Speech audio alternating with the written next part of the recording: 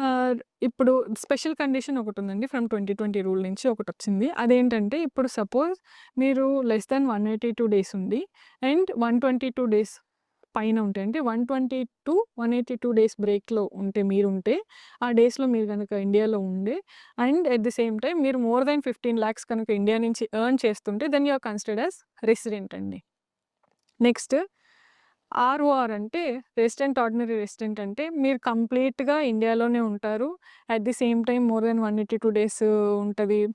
182 days ah, కంప్లీట్‌గా ఏమంటారు ఇక్కడే ఇండియాలోనే ఉంటారు. అట్ ది సేమ్ టైమ్ ప్రీవియస్ ఇయర్స్ రెసిడెన్షియల్ స్టేటస్ కూడా మీరు ఫుల్‌ఫిల్ చేస్తే దెన్ కంప్లీట్‌గా మీరు రెసిడెంట్ కింద కన్సిడర్ చేయబడతారు. అట్ ది సేమ్ టైమ్ ఇంకొక స్టేటస్ ఉంటదండి. ఆర్ఎన్ఓఆర్ అని. అదేంటంటే రెసిడెంట్ నాట్ ఆర్డినరీ రెసిడెంట్. అది జనరల్‌గా ఇప్పుడు రిటర్నింగ్ ఇండియన్స్ లైక్ ట్రాన్సిషన్ అంటే